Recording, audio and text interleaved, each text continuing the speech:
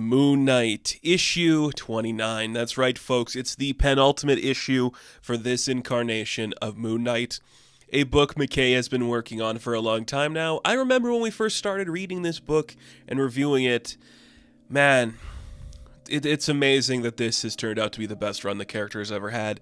And it's really cool that McKay will be continuing in the Vengeance of the Moon Knight stuff. I have some thoughts about that as we get into this end here. Being the penultimate issue, you can do one of two things. You can do the end of the story, and then your final issue is the denouement, where we see the wrap-up. Or what it feels like is going to be the case here, we're actually going to set up the end of the story, and then it's going to quickly bleed into the next one. This is a pretty fast issue. It's faster than a lot of the run has been. We spent a lot of time in this series just in the quiet moments, the introspective moments of Mark talking to his therapist, of just dealing with the villains of the week that he goes through every issue. Now, as we get to the end, we do have to kind of ramp things up a little bit. We have to speed through a couple of things. So we reach the quicker conclusion to the reveal, which is the reveal we were all kind of anticipating.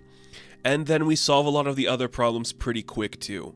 So we'll go through the book. I should just preface this by saying this is Federico Sabatini doing the art for this one, so it's a little more like anime inspired, a little more loose than the stuff that Cappuccio has been doing. It still looks really good. So this book opens up.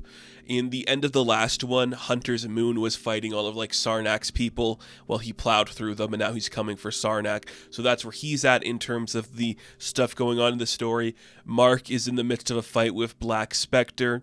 He is being beaten a little bit, but the fight's kind of dragging out longer than he expected. And it looks really cool. You know, a ghost from his past is coming up to put him in his grave. And that's a classic story that works for Moon Knight, is the regrets. And then we cut back to see where Tigra is, because Greer is still trapped on the potential mine that she stepped on. She hears something coming down the hallway near her.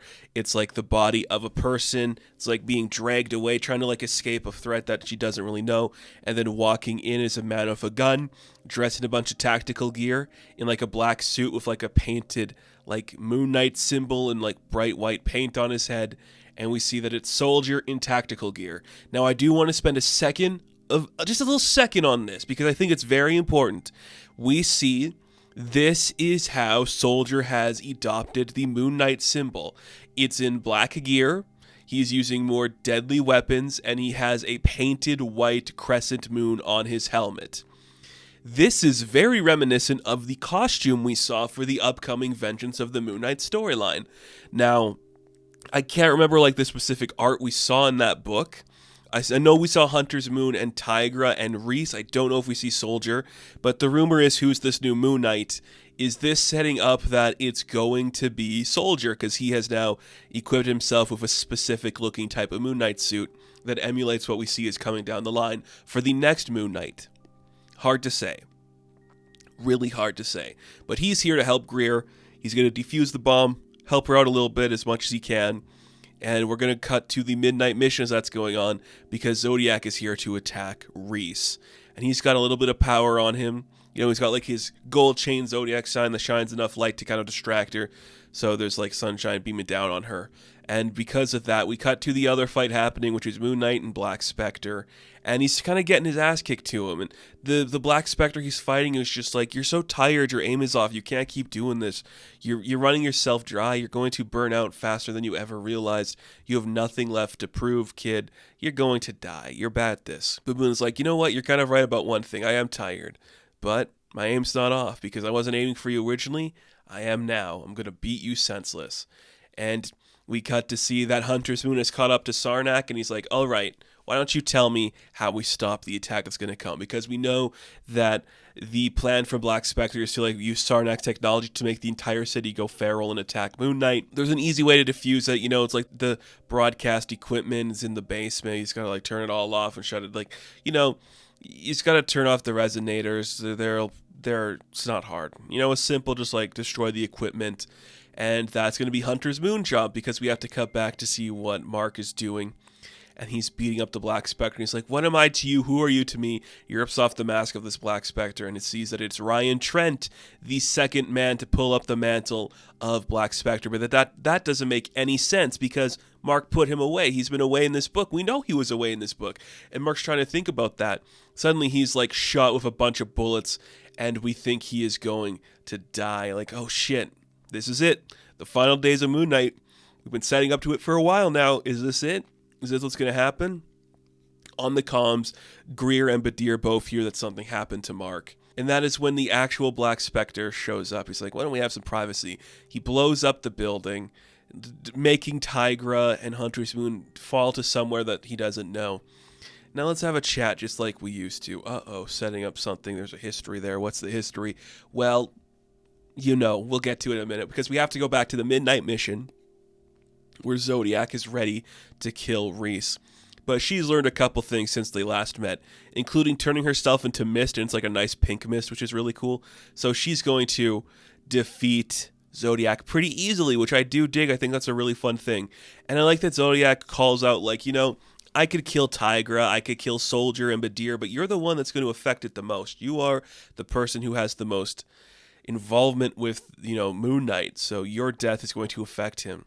But she takes him down easily and lets the Midnight Mission take him. So he falls into an endless void somewhere in the cataclysmic ending of whatever's going to happen to him. And that's pretty cool. I do dig to see that. And then we cut back to Mark, who's now like covered in his own blood. The white cape of Khonshu is now stained red, and he's like gasping for air. What's going to happen to him? Hard to say. But now Black Spectre's got one bullet for him, ready to fly in his head. Just being like, this is it, man. Ryan Trent did want to kill you, but I needed a little more time to make sure everything was ready, because let's face it, you've been a real fly in the ointment. From the start, you've been interrupting my work, the work I did when I hired Commodore Donnie Planet. Mark's trying to threaten him some more while he's gasping for his life, like, you're dead, you're gonna die. Mark calling out everything about this man's past. You killed my Shadow Cabinet, you killed my friend, you killed Sigmund, killed Plesko. Plesko, well, yes, speak the devil's name and he shall appear. We kind of all predicted this.